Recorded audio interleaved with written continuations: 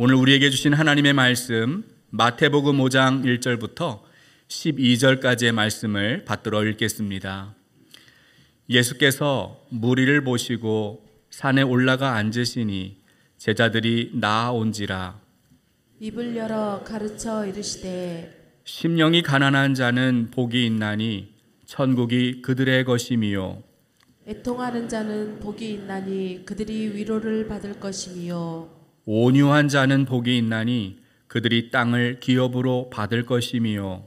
의에 줄이고 목마른 자는 복이 있나니 그들이 배부를 것이미요. 긍휼히 여기는 자는 복이 있나니 그들이 긍휼히 여김을 받을 것이미요. 마음이 청결한 자는 복이 있나니 그들이 하나님을 볼 것이미요.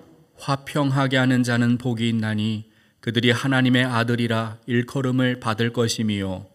의를 위하여 박해를 받은 자는 복이 있나니 천국이 그들의 것이니라.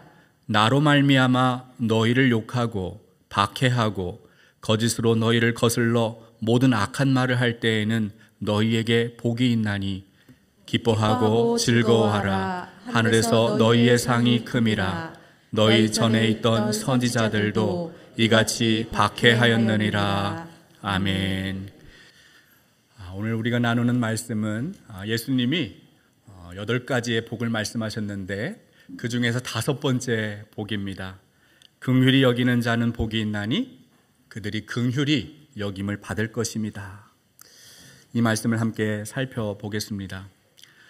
예수님이 이 말씀을 하실 당시에 세상은 로마가 지배하고 있었습니다.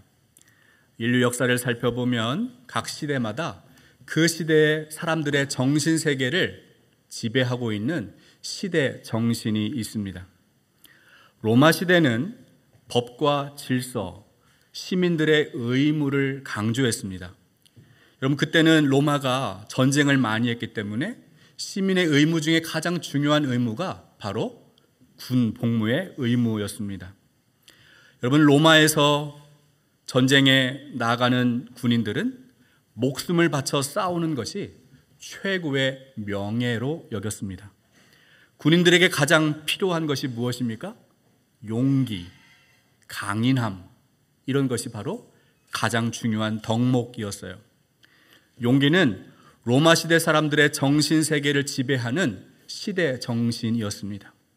그들은 국가의 이익을 위해서라면 때로는 아주 잔인하고 무자비했습니다. 이런 시대 정신이 지배하는 세상에서 예수님은 긍휼히 여기는 자가 복이 있다 말씀하고 있는 거죠. 성경에서 말하는 긍휼이 무엇인가 찾아보았습니다. 구약 성경에서 긍휼은 히브리어 라하밈이라는 단어를 쓰고 있어요. 이 단어는 여자의 자궁을 뜻하는 레헴이라는 단어에서 나왔습니다. 마치 어머니가 자기 몸으로 낳은 자녀에게서 느끼는 그런 강인한 모성애, 애절한 감정을 말합니다. 열왕기상 3장을 보면 여러분 잘 아시는 솔로몬의 재판이 있습니다. 어느 날 솔로몬에게 2 여자가 찾아왔습니다. 그들은 한 아기를 데려와서 이 아기가 자기 거라고, 자기 아이라고 계속 서로 다투고 주장을 하는 거예요. 여러분, 그때 솔로몬이 어떻게 판결했습니까? 솔로몬이 2 여자에게 이렇게 말합니다. 그 아기를, 살아있는 아기를 칼로 반을 잘라서 각자 여자에게 주라는 거예요. 여러분, 그때 이 진짜 엄마가 어떻게 반응해요? 자기 아기가 죽는 것을 보느니 차라리 내 아이지만 다른 엄마한테 주라는 거예요. 이때 엄마가 느끼는 강한 모성애, 이것이 구약 성경이 말하는 긍휼의 단어예요. 시편 103편을 보면 시인이 하나님의 긍휼하심을 노래합니다. 우리 시편 103편 8절 또 13절 말씀 한번 같이 읽어보겠습니다. 함께 보시죠. 여호와는 긍휼이 많으시고 은혜로우시며 노하기를 더디하시고 인자하심이 풍부하시도다. 아버지가 자식을 긍휼히 여김같이 여호와께서는 자기를 경외하는 자를 긍휼히 여기시나니. 아멘. 시인이 말하고 있는 하나님의 긍휼, 어떤 긍휼이에요? 하나님 아버지가 마치 자녀를 품고 아끼고 돌보고 사랑하는 것과 같이 자기 백성을 그렇게 아버지의 마음으로 품어주시고 돌보시고 아껴주시겠다. 바로 그것이 하나님의 긍휼입니다. 구약 성경을 읽어보면 이 성경 안에 하나님 베푸시는 긍휼의 이야기가 가득해 있어요. 출애굽기를 보면 이스라엘이 애굽에서 고된 노동에 시달리고 고통받을 때 하나님은 그들의 부르짖음을 들으시고 그들이 학대받는 것을 보셨습니다. 하나님은 모세를 보내셔서 그 애굽 땅에서 건져주시고 구원하셨어요. 하나님의 긍휼을 베풀어 주셨습니다. 이스라엘이 광야에서 마실 물이 없고 먹을 양식이 없다고 원망하고 불평할 때 하나님은 반석에서 물을 내시고 하늘에서 만나를 내려주셨습니다. 낮에는 구름 기둥, 밤에는 불 기둥으로 그들을 인도하십니다. 하나님의 따뜻한 돌보심, 바로 이것이 하나님의 긍휼입니다. 모세가 시내산에 올라가서 하나님의 계명을 받았습니다. 그때 산 아래에서 이스라엘은 뭘 했어요? 아론과 함께 금송아지를 만들고 그 앞에서 먹고 마시며 뛰놀았습니다. 그들은 하나님을 배신하는 심각한 죄를 범했어요. 하나님 진노하셨고 모세는 그 백성을 대신하여 용서를 구합니다. 그때 하나님 말씀하셨습니다. 나는 은혜 베풀 자에게 은혜를 베풀고 긍휼히 여길 자에게 긍휼을 베푸느니라. 하나님은 은혜와 긍휼하심이 풍성하신 분이에요. 여러분, 그 이후에도 이스라엘 백성은 반복적으로 하나님을 배신합니다. 하나님을 떠나고 반역하고 타락하고 죄짓고 하나님을 버리고 우상을 숭배합니다. 그 결과 그들이 나라가 분열하고 멸망하고 타국의 노예로 끌려가는 심각한 매를 맞아요. 그럼에도 돌이키지 않는 백성, 회개하지 않는 백성이 바로 이스라엘이었어요. 그런데도 하나님 어떻게 하십니까? 그들을 포기하셨습니까? 수많은 선지자들을 보내시고 말씀하시고 그들이 속히 회개하고 돌아오기를 기다리시는 분이 하나님 아버지입니다. 이런 하나님 아버지의 마음을 깨달은 예레미야가 이렇게 고백합니다. 예레미야 애가 3장 22절 23절 함께 말씀 읽겠습니다. 여호와의 인자와 긍휼이 무궁하심으로 우리가 진멸되지 아니함이니이다. 이것들이 아침마다 새로우니 주의 성실하심이 크시도소이다. 아멘. 예레미야가 고백하는 거예요. 우리가 진멸하지 않은 것, 지금 여기 이렇게 살아있는 것 하나님의 은혜입니다. 하나님의 인자하심과 긍휼하심이 바로 우리를 살게 하고 있습니다. 하나님의 긍휼하심이 아침마다 새롭게 임하기 때문에 내가 여기 있습니다. 하나님의 긍휼이 없다면 아무도 우리는 살 수 없습니다. 신약 성경에서는 이 긍휼이라는 단어를 헬라어 프랑크니조마이라는 동사를 쓰고 있습니다. 이 동사의 어원은 우리 몸 안에 있는 내장, 창자 또는 심장 같은 기관을 말합니다. 여러분, 고대 사회에서 이 내장이라는 것은 우리 사람 깊은 곳에 있는 내면을 가리킵니다. 내면의 감정, 강한 연민이 이 창자로부터 나온다라고 생각했어요. 여러분, 어떤 사람들이 아주 큰 슬픔, 정말 깊은 절망에 빠지면 어떻게 말해요? 뭐가 끊어진다고 말합니까? 창자가 끊어지는 고통이 있다, 이렇게 말하죠. 심각한 고통을 뜻합니다. 긍휼이라는 단어는 영어로 compassion입니다. 이 단어는 라틴어 콤파시오에서 나왔는데, 콤은 함께라는 뜻입니다. 그리고 파시오는 파티라는 고난, 고통을 받는다라는 말에서 나왔어요. 다른 사람과 함께 고통을 받는 것, 이것이 긍휼입니다. 성경을 보시면 예수님이 사람들을 긍휼히 여기십니다. 시각장애인, 중풍병자, 말하지 못하고 듣지 못하는 사람들이 다윗의 자손 예수여 나를 불쌍히 여기소서 외칠 때 그들을 외면하지 않으셨어요. 그들의 고통을 들으시고 함께 겪으시고 고통에서 건져주시는 분이 예수님이었습니다. 수천 명이 굶주린 것을 보시고 그냥 지나치지 않으시고 무리를 긍휼히 여기시고 불쌍히 여기셔서 배불리 먹이셨습니다. 누가복음 7장을 보면 나인성의 과부가 나옵니다. 어머니가 죽은 아들을 관에 넣고 그것을 메고 나올 때 예수님은 어머니의 깊은 슬픔을 함께 느끼셨습니다. 그리고 예수님이 죽은 아들이 누워있는 관에 손을 대시고 죽은 청년이 살아나게 하십니다. 여러분, 예수님은 육체의 고통, 마음의 상처로 아파하는 사람들과 함께 아파하셨어요. 배고픈 사람들과 함께 배고픔을 느끼셨습니다. 아들을 잃고 슬퍼하는 어머니의 그 상실의 슬픔을 함께 느끼셨습니다. 예수님은 긍휼히 여기시는 분이에요. 그런데 오늘 우리가 읽은 본문을 보면 예수님 말씀하십니다. 긍휼히 여기는 자가 복이 있나니 그들이 긍휼히 여김을 받을 것이다.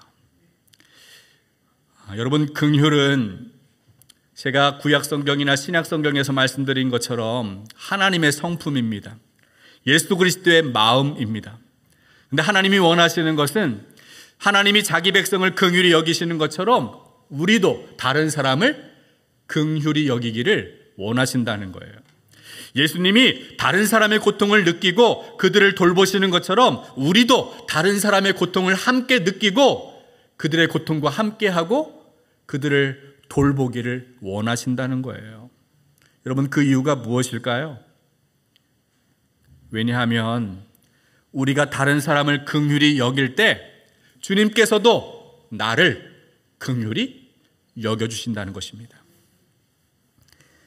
누가복음 10장을 보면 유명한 선한 사마리아인 비유가 있습니다. 어떤 사람이 여리고에서 강도를 만났어요. 그 강도가 사람의 옷을 벗기고 때려서 거의 죽게 만들고 버리고 떠납니다. 때마침 그곳에 제사장이 지나갑니다. 그러나 그는 못 본 채 합니다. 보았지만 보지 못한 것처럼 그냥 지나갔어요. 레위인도 그렇게 했어요. 보았지만 못 본 채 하고 지나갑니다. 여러분, 이 사람들은 사회에 지위가 있고 종교적인 책임이 있고 의무가 있는 사람들이에요. 그러나 그들은 강도 만난 사람을 돕지 않았습니다. 고통받는 사람을 지나쳤어요. 외면했어요. 긍휼히 여기지 않았습니다. 그런데 어떤 사마리아 사람이 그곳을 지나가다가 강도 만난 사람을 보았습니다. 그가 어떻게 했어요? 불쌍히 여깁니다. 그의 상처를 치료합니다. 감싸줍니다. 안전한 장소로 옮겨서 끝까지 책임지고 돌보는 거예요. 이 사마리아 사람은 강도 만난 사람의 고통을 함께 느꼈어요. 그를 긍휼히 여겼습니다. 예수님이 이 비유를 말씀하시면서 이렇게 물으십니다. 누가복음 10장 36절, 37절 말씀, 우리 함께 이 말씀 읽어보겠습니다. 내 생각에는 이 세 사람 중에 누가 강도 만난 자의 이웃이 되겠느냐? 이르시되 자비를 베푼 자니이다. 예수께서 이르시되 가서 너도 이와 같이 하라 하시니라. 아멘. 여러분, 우리가 예수님 믿고 교회를 다니고 신앙생활 한다는 것은 종교적인 의무를, 책임을 다한다는 말이 아니에요. 예배 출석 잘하고 11조 감사헌금처럼 헌금 꼬박꼬박 잘하고 또 새벽에 빠지지 않고 기도 생활하는 것이 우리의 신앙이 훌륭하다는 것을 증명하지 못합니다. 마태복음 9장을 보면 예수님이 바리새인들에게 말씀하셨습니다. 너희는 가서 내가 긍휼을 원하고 제사를 원하지 아니하노라 하신 말씀이 무슨 뜻인지 배우라. 하나님이 기뻐하시는 것은 제사를 드리고 제물을 바치는 것이 아니라는 거예요. 하나님은 짐승 태우는 냄새를 좋아하셔서 우리에게 제물을 바치라고 말씀하시는 분이 아니에요. 하나님과 올바른 관계를 맺도록 제사 방법을 소개하신 것이지 그 자체를 기뻐하시는 분은 아닙니다. 하나님이 정말 원하시는 것이 무엇입니까? 오늘 예수님은 그것이 긍휼이라고 말씀하고 있습니다. 하나님의 긍휼을 깨닫고 다른 사람에게 긍휼을 베푸는 것, 다른 사람의 고통을 보고 외면하지 않고 함께 고통을 나누는 것, 그것을 기뻐하신다 말씀하고 있습니다. 여러분, 우리가 하나님으로부터 긍휼을 받은 사람이라는 사실을 깨닫게 된다면 우리는 다른 사람을 긍휼히 여기지 않을 수가 없어요.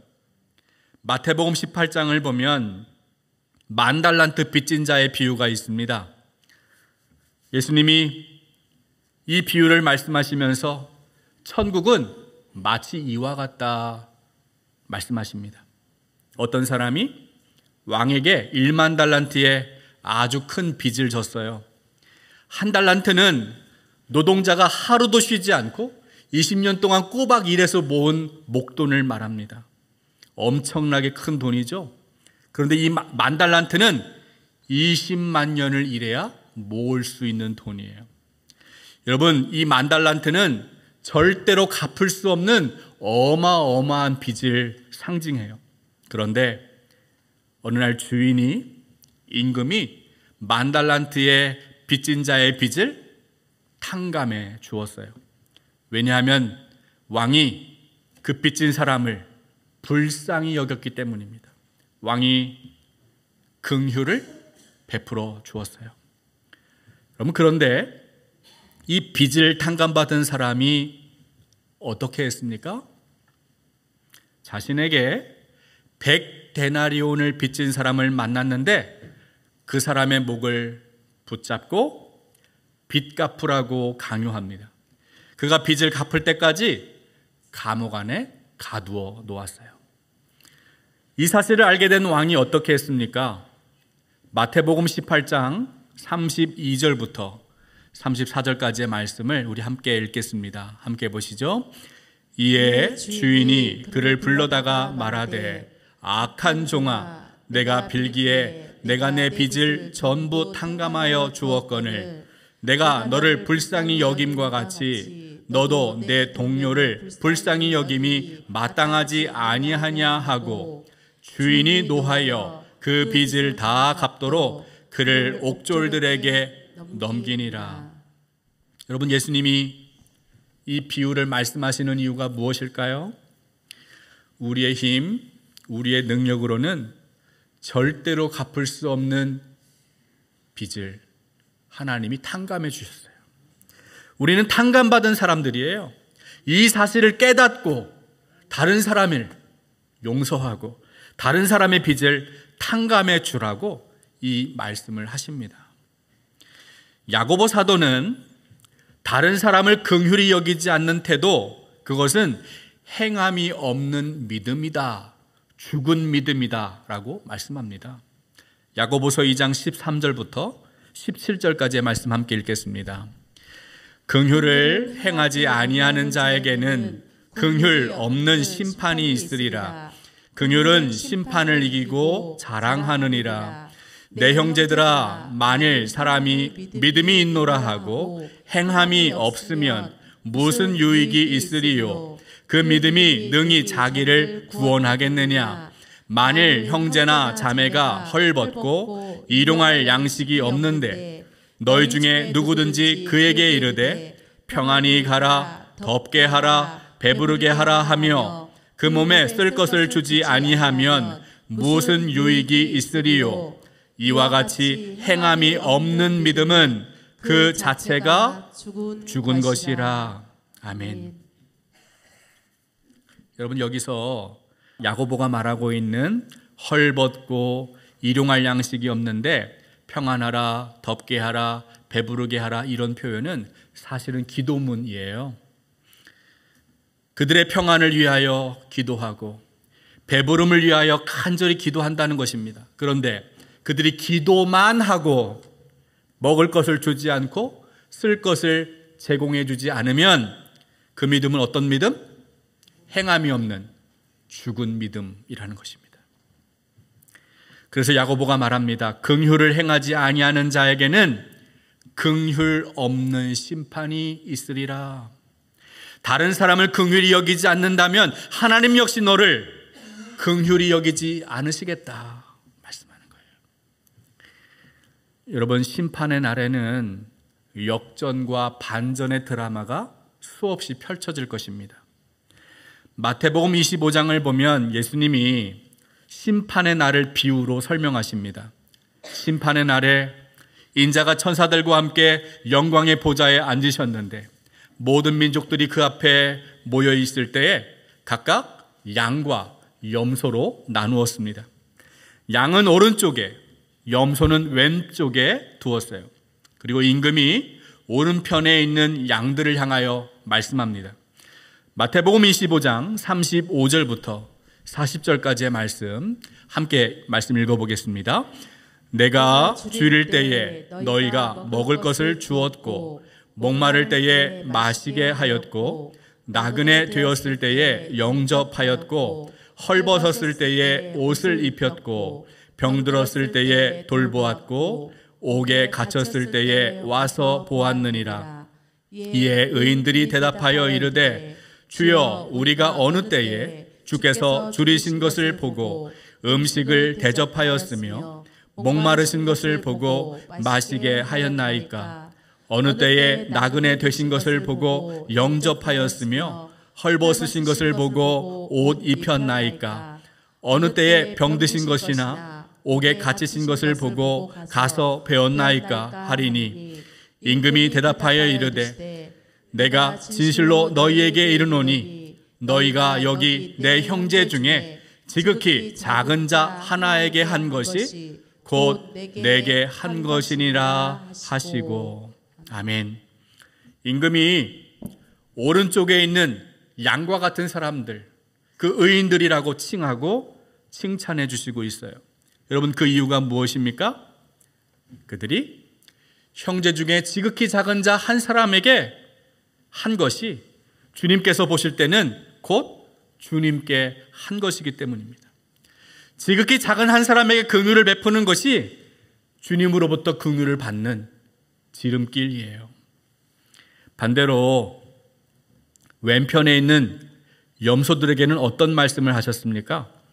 우리 마태복음 25장 41절, 마태복음 25장 41절 함께 읽겠습니다. 또 왼편에 있는 자들에게 이르시되 저주를 받은 자들아 나를 떠나 마귀와 그 사자들을 위하여 예비된 영원한 불에 들어가라. 여러분, 임금이 주님이 너무 심하게 말씀하시는 것 아니에요? 왜 그들을 향하여 이렇게 저주를 말씀하실까요? 그 이유는 지극히 작은 자를 긍휼히 여기지 않았기 때문입니다. 하나님도 그런 사람들에게는 긍휼을 베풀지 않으시겠다는 거죠. 설교를 마무리하겠습니다. 오늘 예수님은 긍휼히 여기는 자가 복이 있나니 그들이 긍휼히 여김을 받을 것이미요라고 말씀하십니다. 여러분, 우리가 예수님을 잘 믿고 신앙생활 잘하는 성도가 된다는 것은 형식적으로 종교 행위에 점점 익숙해지는 것을 말하지 않습니다. 율법주의자가 되어서 함부로 판단하고 정죄하는 것이 좋은 신앙이 아니에요. 신앙생활 잘한다는 것은 하나님의 긍휼을 깨닫고 그 긍휼을 실천하는 것입니다. 예수 그리스도의 마음을 품고 따뜻해지고 너그러워지는 사람이 되는 거예요. 하나님이 나를 불쌍히 여겨주신 것처럼 나도 다른 사람을 불쌍히 여기는 것이 바로 훌륭한 신앙인입니다. 사랑하는 여러분, 우리 중에 하나님의 긍휼이 필요 없는 사람 있습니까? 말씀을 전하는 목사도 하나님의 긍휼하심이 필요해요. 여러분들도 하나님의 긍휼이 필요합니다. 하나님이 우리 교회를 불쌍히 여겨주실 때 교회가 회복되고 다시 일어설 수 있어요. 우리 안에 있는 상처, 우리의 아픔이 치료되고 주님 안에서 그 힘의 능력으로 강건해질 수 있습니다. 긍휼히 여기는 자가 복이 있나니 긍휼히 여김을 받을 것이며, 예수님의 이 말씀을 마음에 새기고 다른 사람들을 긍휼히 여기고 하나님 앞에 긍휼히 여김을 받는 여러분 되시기를 주님의 이름으로 축복합니다. 하나님 아버지, 이 땅의 황무함을 보시고 긍휼을 베풀어 주옵소서. 우리를 불쌍히 여겨 주옵소서. 하나님의 긍휼이 없다면 한순간도 살 수 없음을 고백합니다. 주님께서 우리에게 베풀어 주신 그 크신 긍휼을 깨닫고 우리도 다른 사람을 불쌍히 여기며 긍휼을 베푸는 삶 살게 하여 주옵소서. 이제는 우리 주 예수 그리스도의 크신 은혜와 하나님의 놀라우신 사랑과 성령의 감화 감동 충만하신 역사가 다른 사람을 긍휼히 여기고 하나님 앞에 긍휼히 여김받는 삶을 살기로 소망하는 우리 목포중앙교회 모든 성도 위에 지금부터 영원토록 함께해 주시기를 간절히 축원하옵나이다. 아멘.